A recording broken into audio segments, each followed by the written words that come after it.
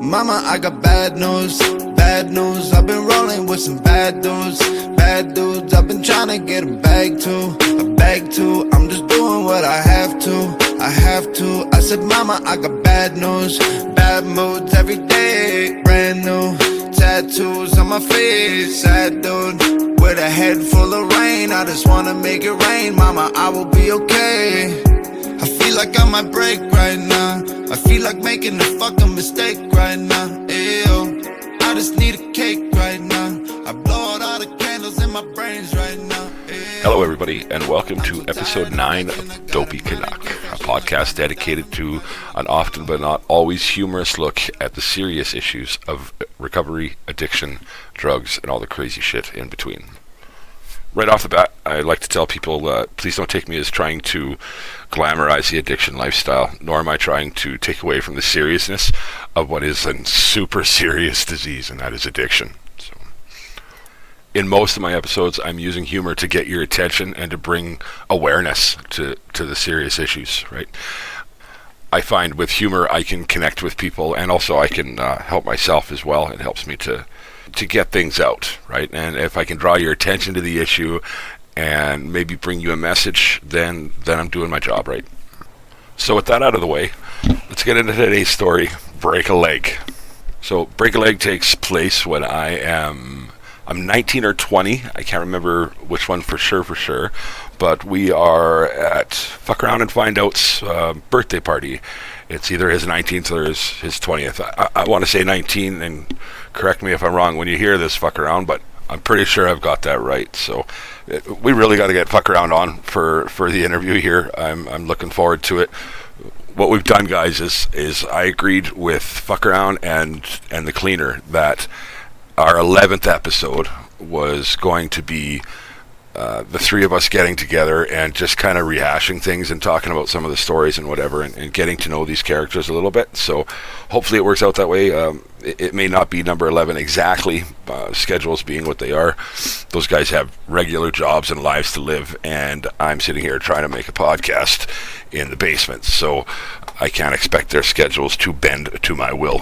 So anyway, back to the story. So it's Fuck Around's birthday party, and we are fucked up. A little bit of coke back then, a lot of weed, a lot of drinking, and we were a bunch of dumb shits when we were kids. And when somebody had a birthday party, they would get the birthday beats, right? So what the hell possessed us, I'll never know, but it was Fuck Around's birthday, and he was going to take the birthday beats, and he did. He took them like a champ. We got him pretty good, and I'm not talking about, a spank. I'm talking about, like, we used to beat each other down pretty good on our birthdays because we were dumb kids. But so anyway, we're out in the backyard, and we beat Fuck Around down pretty good, and he gets up to kind of jokingly retaliate or whatever.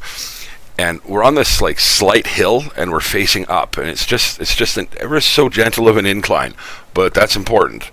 So we've kind of got each other in a headlock. We're standing beside each other, and my leg is behind him, and we fall. And through all the music and all the partying and all the craziness that's going on, all of a sudden, snap! The whole party stops. You heard my leg break. And I don't know if you've ever broken like a real bone, but that shit is not like Mel Gibson getting up and finishing the fight or whatever, because when you do that, man, it is like, it's the most excruciating pain. So anyway, I'm not screaming, but I'm close to it anyway. I'm in like the most intense pain I've ever even imagined. My tibula, which is the smaller of your two bones in your shin area, your lower leg, has spiral fractured. Of course, at the time I didn't know what a spiral fracture was, but I was sure to find out sooner than later. So anyway, there's a lot of us there that night, and I'm not going to bother even trying to list off the names because I know I'll forget most of them. But the significant person there was Uncle, who's had a previous mention, and he's another fallen soldier. The uncle is quite literally a soldier. Actually, he was Canadian Airborne for a long time, and we used to call him Uncle. Anyway, he wants to set this fucking leg. We're in a party and we're just messed up, and he wants to set this leg. And I'm like, don't you dare touch my fucking leg. And, I'm not screaming and crying at him, but I'm pretty close. I'm trying to be polite for some reason, because it's in my nature, I guess, right? But, so, he wants to set my, like, don't you dare, man. Don't you dare set my leg. So, they load me up in the car, and again, back to the pain of a real break, hey? I felt every pebble on the road. Every single pebble on the road getting to the hospital, it's just like, I couldn't have imagined that it was going to feel that way. And we get to the emergency room, and whatever you want to say about healthcare in this country, I personally have never experienced something. If it's a real emergency, you get in rather quick, and I did. Like, there was no pissing around. Nobody was going to make me wait, in the waiting room with a broken leg. So I'm in a wheelchair, and I look up at this nurse, and I says, is there something I can get for the pain, right? And she gives me this hoity-toity, snooty kind of bitchy voice, and she says, smells like you've been smoking enough of your own painkiller. Well, like, Christ, yeah, I smoked weed. I was smoking a joint until the moment they carried me through the front doors, right? Like, literally, I remember the doors opening and me going, oh shit, I guess I'm done with this. But yeah, I'm trying to manage some pretty intense pain here, and I don't think I was too over the top. But we're going back 20 years, 20, 25, 26 years now, and the stigma behind pot was very, very different than it is now. Anyway, so I don't get any painkiller, and I've got to sit through this, and it was freaking awful. But here's the other thing that's happening. That's some lead up to all of this. So my girlfriend at the time, Red, who I have mentioned, and who's going to get some more mentions, because last night I must have thought of 100 stories trying to get my mind off the episode I recorded last night, and she was at work 2 weeks previous to this, and she went to jump off the back of a truck and kind of landed on a box or whatever, something, and slipped and broke her ankle. So now her right ankle is broken, and that's why she's not at the party, no doubt to stop us from being fucking morons. So I have to call her from the hospital and explain, and by the way, I don't have a regular job. I'm running a cash moving company at the time, so it's not even a company. You couldn't call it that, right? It's just me, booking moves and kind of networking through word of mouth and renting a truck and winging it every time. And it's all for cash. There's certainly no workers' compensation or unemployment insurance or health benefits or anything of the sort, right? So I've got to call her, who is already on workers' compensation at what was relatively a low-paying job. So I don't know what her checks were, but they certainly weren't enough to pay the freaking bills. I can tell you that much. So I got to call her through this pain. They're not giving me any painkillers because I've been smoking weed of all goddamn things, and I have to explain to her that we're fucked, right? Like, we're in serious trouble now. I don't know what the hell I'm going to do to make a living and to pay the rent, and she's just physically incapable. She was a hard worker, but what do you do when you've got a broken ankle, right? So now I get home, we got matching broken legs, right? Our cast, not actual, the breaks were slightly different. Mine was a little more intense than hers, and it was 2 weeks younger, right? So now we've got broken legs together as a couple, and what an awkward situation that was. I don't know if you've ever, tried to have sex when you both have broken legs, but those were not fun times. But a 19-year-old guy, was still going to try awful hard. Sounded like two turtles fucking, knock, knock, knock, knock. Anyway, so I remember very clearly, we went to the flea market, and it was a big flea market in this city at the time, and I had borrowed a wheelchair from the hospital. I'm going to put borrowed in air quotes because I never did get it back to them, and I'm not sure that I was supposed to borrow it, but it was a long time ago. And she, with her broken leg, is pushing me around the goddamn flea market with my broken leg in this wheelchair, right? We must have looked like quite the pair. Bunch of fucking invalids, right? So, anyway, in the end, I did end up doing something with that, and I created a temp agency for moving companies kind of thing, just out of necessity, because labor is so hard to find, and I had this huge network of friends that were willing to come to work for money. And so how it plays out is the moving company calls me and says, hey man, we need like 20 guys. We need 20 guys to come do this giant office move. And Well, I got a broken leg. I don't know what to tell you. I'm not going to be there. And he says, well, if you can find some guys, and a business actually kind of developed out of this, because I figured, you know what, I've had enough of putting all this stress into finding friends to come work for these guys, and, you know, I'm going to charge more than I pay, right? So it was like a $2 an hour difference in there, but 20 guys times 2 is $40 an hour, and I got to charge for myself, which was, you know, an extra $12 an hour, something like that at the time. So I was making right around $50 an hour anyway. But the deal was I had to come to this office move. I wasn't allowed to stay at home, broken leg or not, because my buddies tend to, you know, listen a little better when I was kicking around. So another friend of mine had this old van. I call them rapey vans, you know, the cargo vans that have been transferred, transformed into, you know, like a sex van, I guess, whatever you want to call it. But he had this love seat sitting in the back of it. And as I'm making this shit ton of money at this office move, on one side of the love seat, I've got a Ryan Coke, and on the other side of the love seat, I've got a big pile of Coke. And it's because it was just the only thing. It was the only thing that would help. It would just hurt so damn much. And I could take all the, you know, T3s in the world, and it just wasn't doing anything. So I was using Coke to manage the pain. And never thought about this, but I'm sure that had a lot to do with the insane amounts of Coke I was going to start doing in the future. It was just kind of a kickoff to all of that. So, but yeah, that's the broken leg story. It's a pretty funny time. Looking back, it's not funny, right? It's not funny because it involved a lot of drug use, and the partying led to the initial broken leg in the first place. And as I get older, you know, I'm in my mid-40s now, I can tell you, when I did take the cast off, I was so keen to get back to work. I did no physiotherapy. I'd listened to no advice from the doctors or instructions from the doctors. And literally the day after I took it off, I was back at work moving furniture for myself again or whatever. And when you're young, you're invincible.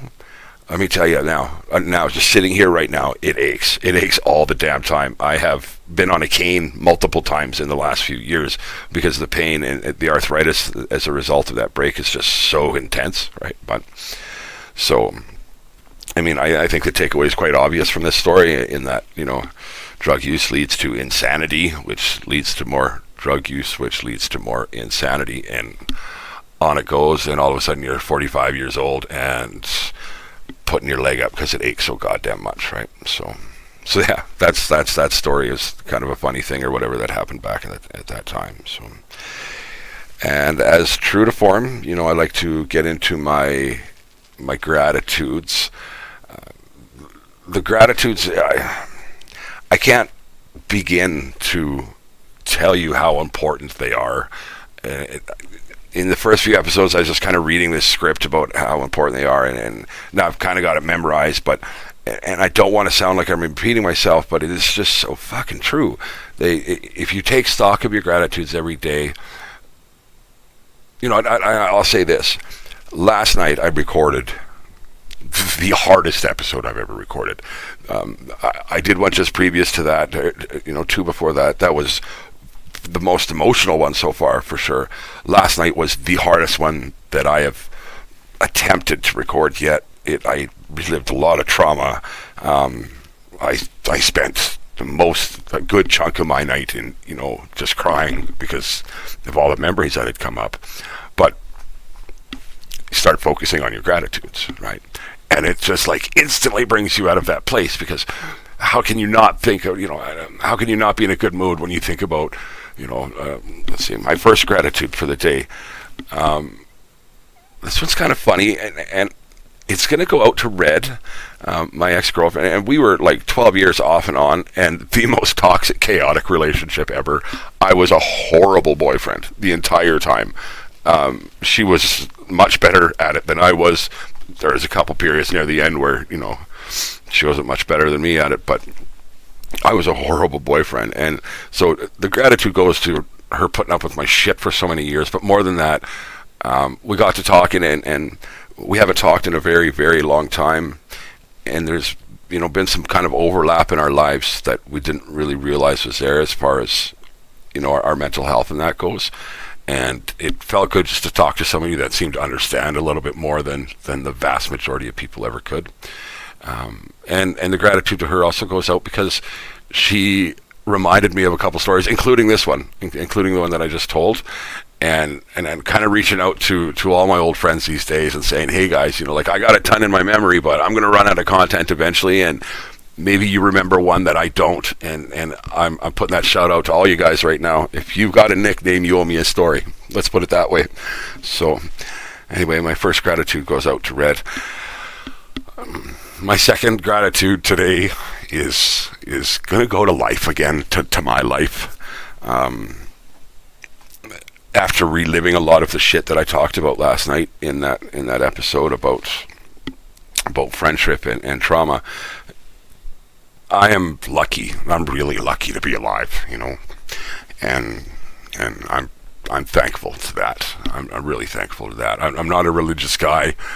I still question a lot of that, but I am open to it. Anyway, that's not the point. That is something that I find myself just thanking God for all the time, and maybe that speaks to where my mind is going as far as that conversation goes.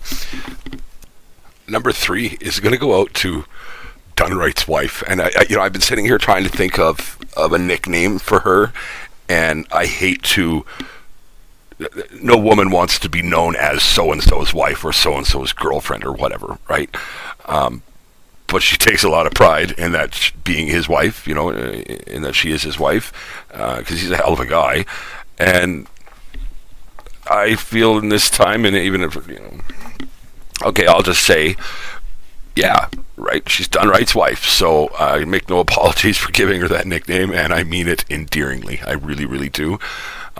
Last night, I hadn't spoken with her directly yet via text or anything else, and last night, I had just recorded that fucking horrible episode, and she had sent me just the most uplifting and incredible message before listening to that episode, and her words of encouragement were fantastic. I had no idea how well spoken she was or how well written she was. I'm a bit of a Nazi that way when it comes to, not a Nazi, I'm particular, and I appreciate when somebody is well written. It's just kind of a thing for me. So reading what she sent me was really encouraging.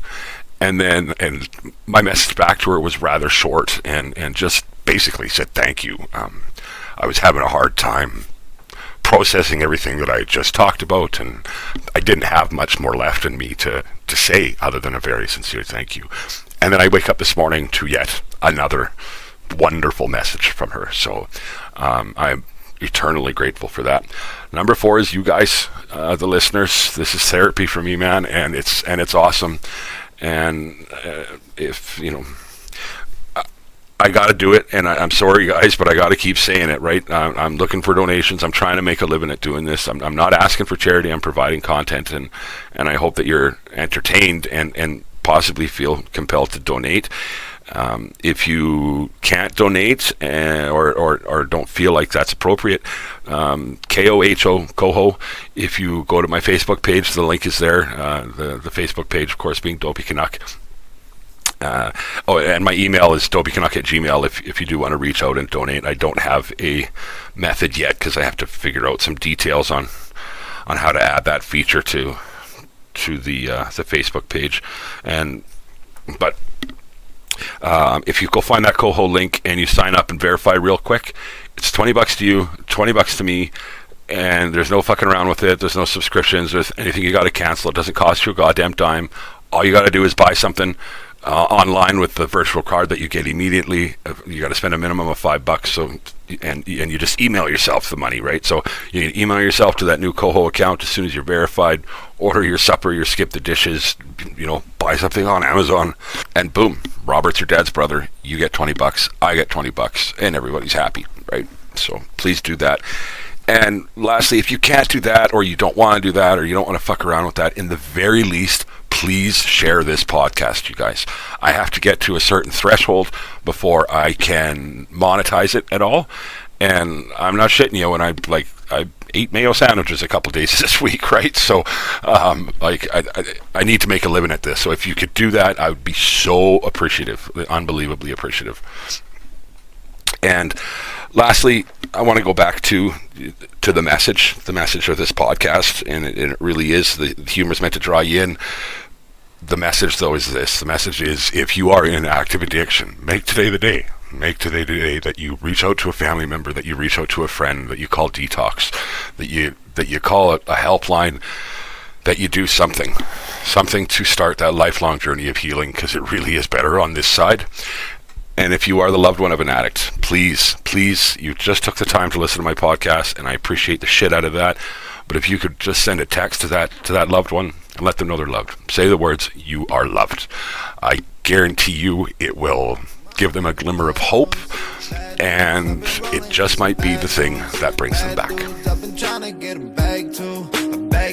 I'm just doing what I have to. I said, mama, I got bad news, bad moods every day, brand new tattoos on my face, sad dude, with a head full of rain. I just wanna make it rain, mama, I will be okay. I feel like I might break right now. I feel like making a fucking mistake right now. Ew. I just need a cake right now. I blow out all the candles in my brains right now. Ew. I'm so tired of flexing. I got a minor confession, like I might die from depression. Like whoa.